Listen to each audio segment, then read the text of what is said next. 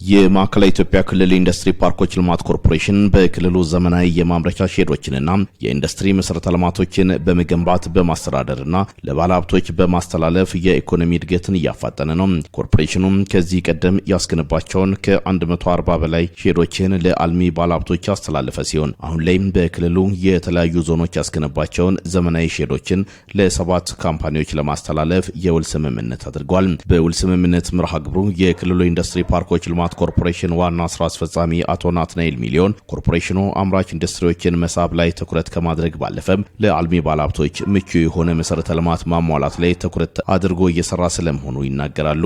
እንደ ማዕከላዊ ኢትዮጵያ ክልል ኢንዱስትሪ ፓርኮች ልማት ኮርፖሬሽን ዋነኛ ተልዕኳችን አምራች ኢንዱስትሪዎችን መሳብ ብቻ ሳይሆን ለአምራቾቻችን ዘመናዊ ምቹና የተሟላ የማምረቻ መሰረተ ልማትን ማቅረብና ደረጃውን የጠበቀና የተቀላጠፈ የአሰራር ምህዳር መፍጠር ነው። ዛሬ ግንባታቸው ተጠናቀው በውል የምናስረክባቸው የኢንዱስትሪ ሼዶች ይህንን ተልዕኳችንን በተግባር ያረጋገጥንበትና ለአምራቾቻችን የገባነውን ቃል ኪዳን የጠበቅንባቸው ማሳያ ናቸው።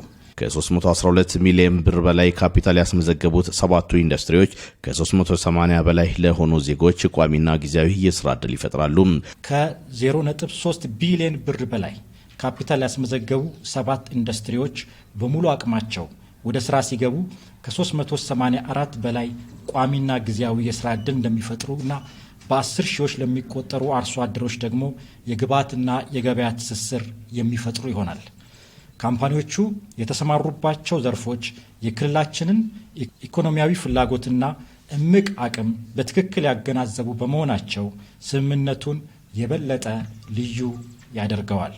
ከኮርፖሬሽኑ ጋር ስምምነት የፈጸሙት ኢንዱስትሪዎች አርሶ አደሩ ላመረተው ምርት ተገቢ የሆነ ዋጋ እንዲያገኝ በማድረግ ረገድም ጉልህ አበርክቶ እንዳላቸውም ተናግረዋል።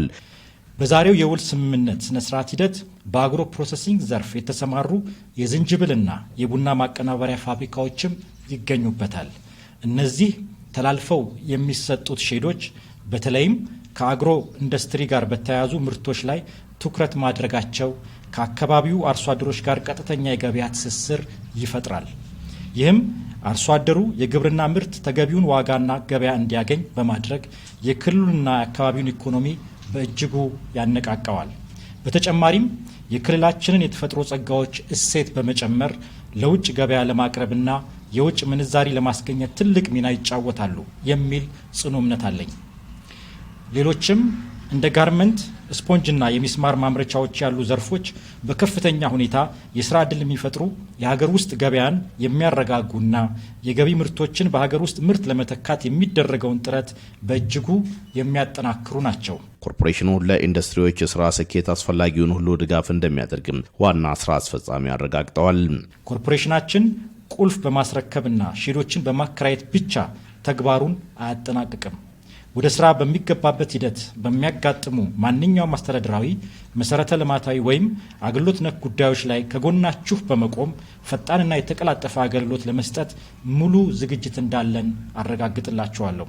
የውል ስምምነት የፈጸሙ እነኚህ ካምፓኒዎች በገቡት ውል መሰረት ተግባራቸውን በጊዜና በአግባቡ እንዲከውኑም ጥሪ አቅርበዋል። በአግሮ ፕሮሰሲንግ ዘርፍ በቡናና በዝንጅብል ማቀናበር ዘርፍ ለመሰማራት ውል የፈጸሙ ኢንዱስትሪዎች በዘርፉ የውጭ ምንዛሪ ለማግኘትና በምርቶች ላይ እሴት ጨምሮ የተሻለ ገቢ ለማስገኘት እንደሚሰሩም ገልጸዋል።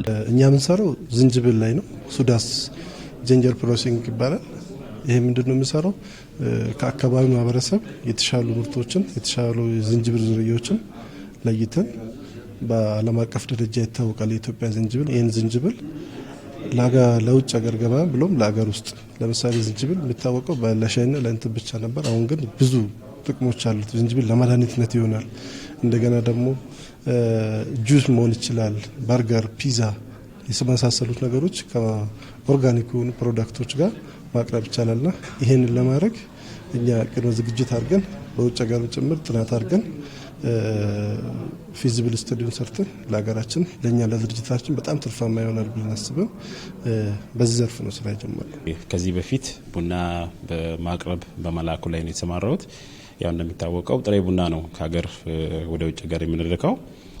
ያ ደግሞ ያው ጥቅም ቢኖረውም በተጨማሪነት አምራቹን አገርን በተሻለ ተጠቃሚ ለማድረግ የሚያስችል አይደለም።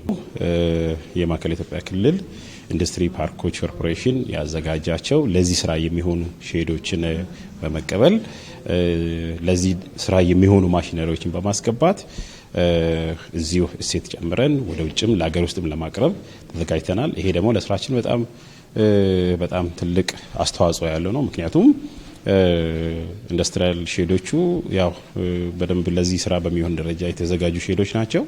ስለዚህ እነዚህ ሼዶች ተጠቅመን ያው ዘርፉ ሰፊ ሰው ኃይል የስራ ዕድል የሚፈጥር ዘርፍም ከመሆኑ ጋር ተያይዞ እነዚህ ሼዶችን ተጠቅመን በዚህ ደረጃ ቡናን አዘጋጅተን ቆልተን ፈጭተን ወደ ውጭ ገበያም ለሀገር ውስጥም ለማቅረብ ይህንን ዛሬ በዚህ ርክክብ መርሃ ግብር ላይ ነው የምንገኘው። ይሄ ለኛ ትልቅ ዕድል ነው።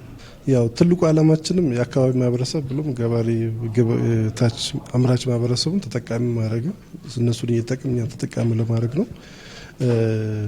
ከዚህ አንጻር የሰራ ነው የተለያዩ አሪፍ ዝንጅብል ምርት የሚያመርቱ ገበሬዎች አሉ። ከነሱም ጋር ኮሚኒኬት አድርገናል።